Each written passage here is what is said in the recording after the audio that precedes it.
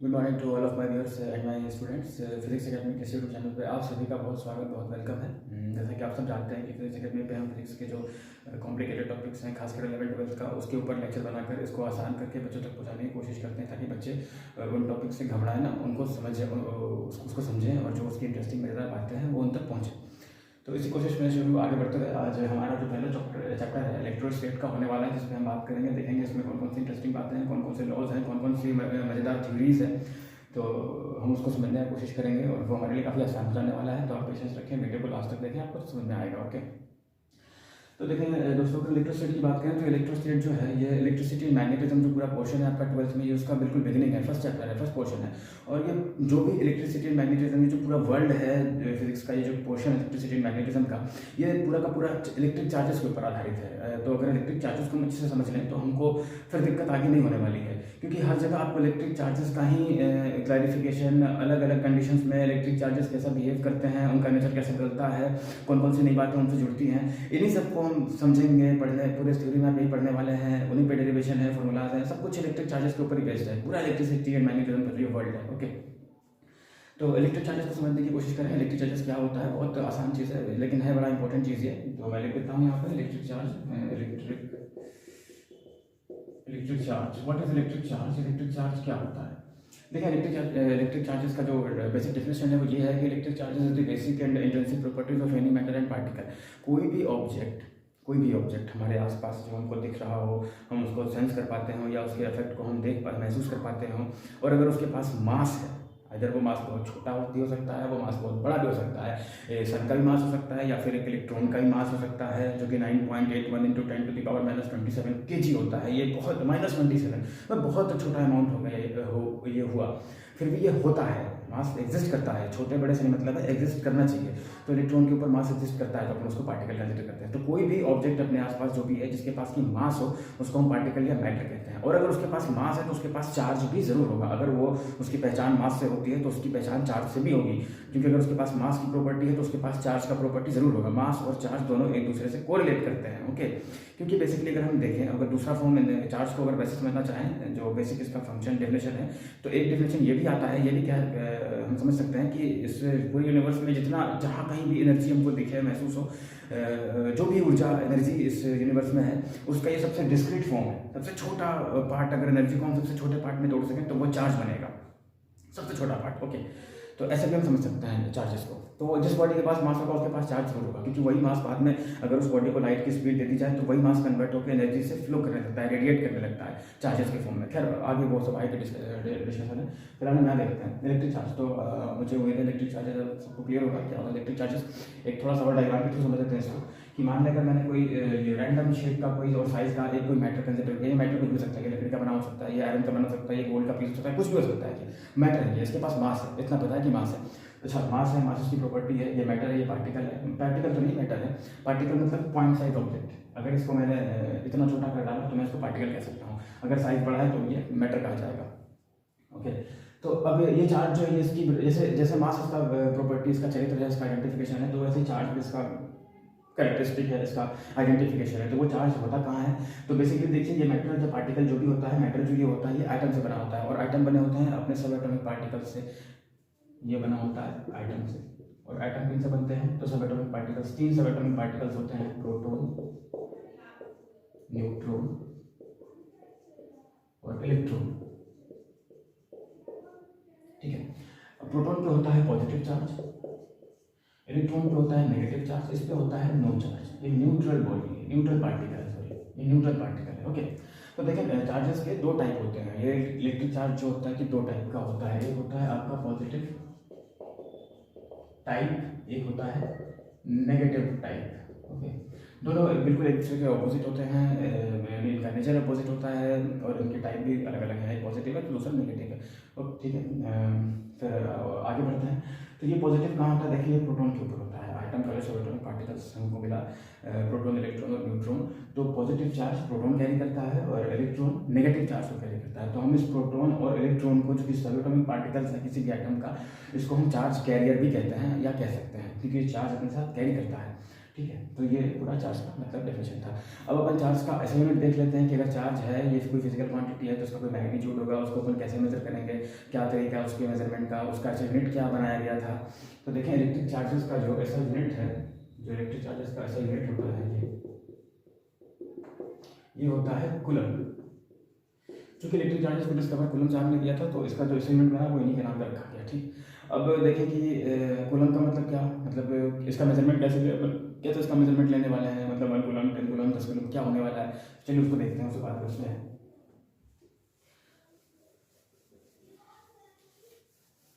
देखिए proton, electron और neutron जो है ये इस नेचर में सबसे छोटा पार्टिकल, इससे छोटा पार्टिकल और नहीं मिला, अभी तक डिस्कवर नहीं हो पाया है। एक्सपेरिमेंट रिसर्च चल रहे हैं उनके ऊपर, वो क्वार्क्स, बोसॉन्स, ये कुछ पार्टिकल्स हैं जो इनके भी अंदर होते हैं, पर अभी उनका कोई एक्सपेरिमेंटली प्रूफ नहीं है और हमको वो पढ़ना भी नहीं है। आपको आपके सिलेबस में इलेक्ट्रॉन, प्रोटॉन और न्यूट्रॉन जो है यही सबसे छोटे पार्टिकल माने जाते हैं और इनसे और छोटा पार्टिकल अभी तक नहीं मिल पाया, डिस्कवर नहीं हो पाया है। तो जो किसी भी स्ट्रक्चर का जो सबसे छोटा पार्टिकल, सबसे बेसिक ब्लॉक है, वो एटम होता है और वो एटम किससे बना होता है, इन पार्टिकल्स को मिलाकर प्रोटॉन, इलेक्ट्रॉन और न्यूट्रॉन से बने होते हैं। तो उनसे छोटा पार्टिकल नहीं मिला। खैर, अगर चार्ज की बात करें तो जो सबसे छोटा अमाउंट, सबसे छोटा मैग्नीट्यूड जो चार्ज का इस नेचर में पाया गया है, जो मिला है, वो है 1.602 इंटू 10⁻⁻19 कूलम।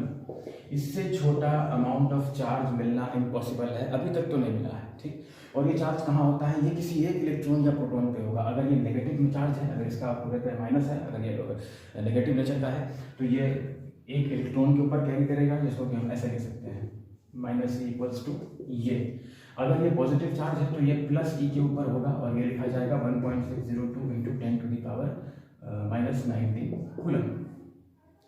ये अमाउंट सेम होता है। ठीक है, ये आपके प्रोटॉन के लिए रखा गया है, इलेक्ट्रॉन के लिए रखा गया है। ओके, तो अब देखें अगर एक इलेक्ट्रॉन पे इतना चार्ज, ये बहुत छोटा अमाउंट है, ये 1 कूलम से कंपेयर करें तो ये 1 में 1.602 इंटू 10⁻⁻19 से डिवीजन, तो ये बहुत स्लाइटली, बहुत छोटा, करीब करीब 0 के बराबर का ये नंबर आएगा, मैग्नीट्यूड आएगा, पर फिर भी ये एग्जिस्ट करता है, ये होता है। ठीक है, तो अगर एक इलेक्ट्रॉन पे इतना चार्ज, तो अगर हम 1 कूलम चार्ज किसी बॉडी पे अगर 1 कूलम चार्ज आ गया तो उस पर कितने इलेक्ट्रॉन्स आ जाएंगे, तो उसका कैलकुलेशन कैसे होगा। देखें, अगर हम 1 कूलम इधर 1 कूलम रखें तो इस पूरी चीज़ को हम डिवाइड में ले आएंगे, तो हमको मिल जाएगा कि 1 कूलम बराबर 1 ई में इधर प्लस और माइनस हम डिवाइड करते हैं 1.602 इंटू 10⁻⁻19 कूलम से, तो हमको क्या मिलेगा, 1 कूलम बराबर 6 into 10⁻18 electrons.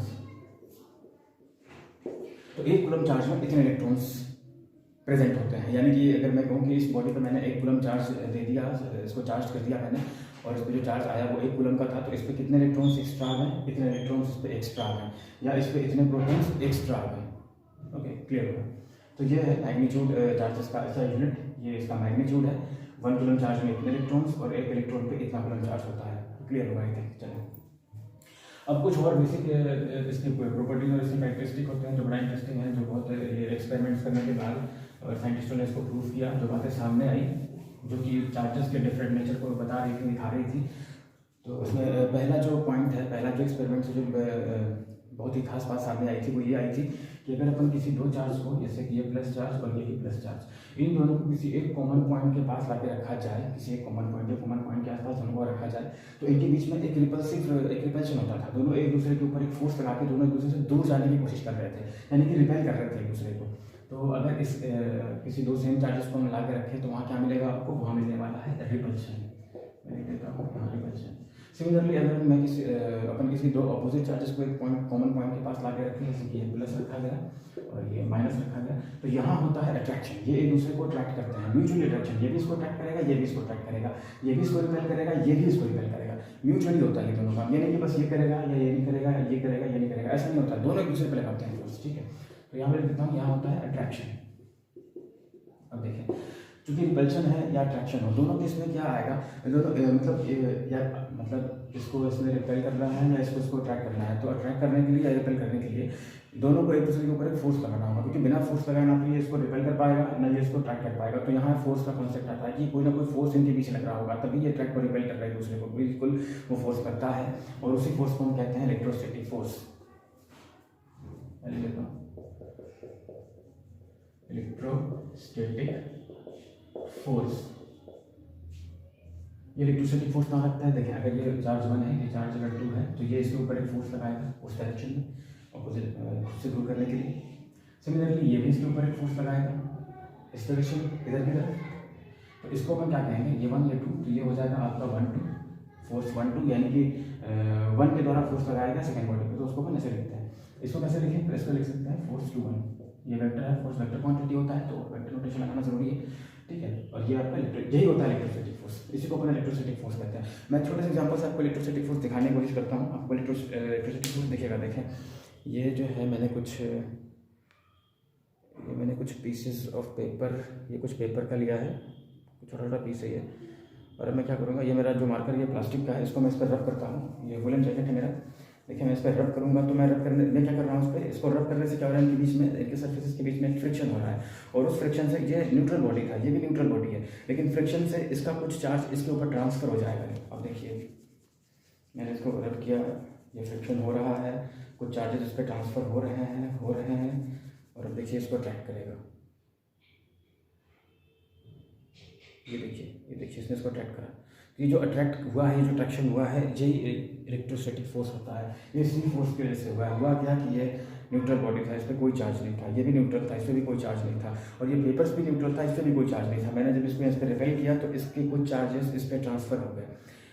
Basically negative charge जो इलेक्ट्रॉन होता है वही मूव कर सकता है, प्रोटॉन मूव नहीं करता। प्रोटॉन का जो मोशन होता है वो रिस्ट्रिक्ट होता है न्यूक्लियस के अंदर। तो यहाँ से कुछ इलेक्ट्रॉन्स इस पर ट्रांसफर हुए। फिर जब ये पेपर की बात आई, जब इस पेपर को मैंने ये पेपर चूंकि न्यूट्रल था, इस पर कोई चार्ज नहीं था, तो जब मैंने इस मार्कर को इसके पास लेकर गया जो कि अब चार्ज हो चुका था, तो इसने अपने नेगेटिव इफेक्ट से इसके पॉजिटिव चार्जेस को अट्रैक्ट करा, और इस तरह से ये इस पर चिपका, ये अट्रैक्ट हो गया इससे। वो कैसे होता है, इलेक्ट्रोस्टैटिक फोर्स से होता है। तो ये होता है इलेक्ट्रोस्टैटिक फोर्स। मतलब इसका डेफिनेशन क्या लिख सकते हैं हम, क्या कह सकते हैं, तो इसका डेफिनेशन आएगा force act between two charge particles is called electrostatic force. अब देखिए इस इलेक्ट्रोस्टैटिक फोर्स से कुछ इसका भी कोई एक स्पेशल कैरेक्टरिस्टिक्स होता है, अपन उसको बात कर लेते हैं एक बार। जब ये सारे एक्सपेरिमेंट्स किए जा रहे थे, तो उस एक्सपेरिमेंट्स में एक और बड़ा ही खास बात जो सामने आया वो ये आया कि जब साइंटिस्टों ने सेम अमाउंट ऑफ चार्ज रखा, मतलब कि अगर ये +1 चार्ज, ये +2 चार्ज, और इन पे चार्जेस रखा गया, मान लें इस पर 1 कूलम चार्ज रखा गया और इस पर भी 1 कूलम चार्ज रखा गया, इनके बीच का ये डिस्टेंस था, इसको 1 सेंटीमीटर या 1 मीटर मान सकते हैं। तो एक 1 मीटर के डिस्टेंस पे दो चार्ज को सेपरेट किया गया, दोनों सेम टाइप के चार्जेस हैं और दोनों का जो चार्ज का मैग्नीट्यूड वो भी सेम है, 1 कूलम। तो इनके बीच जो इलेक्ट्रोस्टैटिक फोर्स मिल रहा था, जो इलेक्ट्रोस्टैटिक फोर्स ये इस पे लगाएगा वो यानी कि F12, और ये जो इसके ऊपर फोर्स लगा था, ये जो फोर्स मिल रहा था यानी कि F21, ये दोनों आपस में बराबर मिल रहे थे। F21 बराबर F12, ये दोनों फोर्स आपस में बराबर थे। जब चार्जेस का अमाउंट सेम था, सेम मैग्नीट्यूड का चार्जेस अगर 1 मीटर के डिस्टेंस पर रखा गया, तो उनके बीच लगने वाला जो फोर्स था, आइदर ये जो इस पे लगाएगा और ये जो इस पे लगाएगा, वो दोनों फोर्स आपस में इक्वल थे बिल्कुल। तो ये एक बात और समझ में आई कि ये एक्शन रिएक्शन पेयर में काम करता है। ये जो इलेक्ट्रोस्टैटिक फोर्स होता है, इसको हम एक्शन रिएक्शन पेयर फोर्स कह सकते हैं, जो कि न्यूटन के तीसरे नियम पर सिद्धांत पे बेस्ड होता है। ठीक है, नहीं समझ में आ रहा होगा।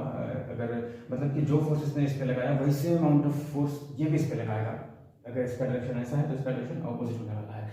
और अट्रैक्टिव नेचर में भी ये होता है। अगर हम प्लस और यहाँ माइनस लगा देते हैं, तो इनके बीच जो फोर्स लगेगा ये भी आपस में इक्वल होगा, ये फोर्स भी इक्वल होगा अगर इस पर चार्ज इक्वल रखा गया है तो।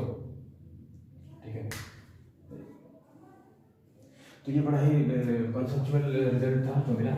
ये एक एक्शन रिएक्शन फोर्स होता है, तो हम यहाँ कह सकते हैं कि electrostatic force action reaction pair का भी फोर्स होता है।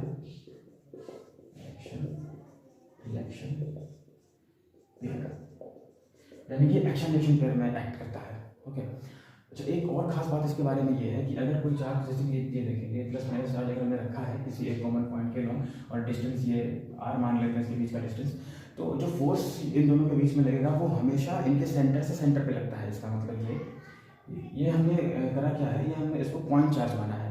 ये पूरे जो भी इसका अमाउंट था, जो भी इसका मैग्नीट्यूड था इस पूरे पॉजिटिव चार्ज का, उसको हमने एक पॉइंट पर रखा, इस पॉइंट पे इसको कॉन्सेंट्रेट करा।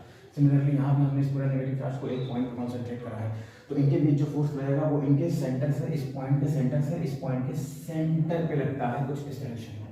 यानी कि जो सबसे शॉर्टेस्ट डिस्टेंस इनके बीच में होने वाला है, अगर उसको हम एक लाइन से ज्वाइन करते हैं, उस डिस्टेंस को एक लाइन से दिखाएं, तो इन फोर्स का डायरेक्शन उसी लाइन के अलोंग लगेगा। यानी कि ये जो इस पर फोर्स लगाएगा इस डायरेक्शन में, इसी लाइन के अलोंग उस डायरेक्शन में, और ये जो इसके ऊपर फोर्स लगाएगा वो इस डायरेक्शन में, लाइन कॉमन है बीच में। आ रहा समझ में? तो ये फोर्स सेंटर टू सेंटर लगता है, और ऐसे फोर्सेस को अपन क्या कहते हैं, सेंट्रल फोर्सेस या conservative forces. Central forces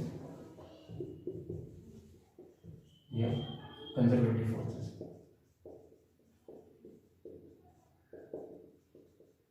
okay, तो सेंट्रल फोर्सेस और कंजर्वेटिव फोर्सेस जो होते हैं, इनका एक तो ये डिफिनेशन है कि सेंटर टू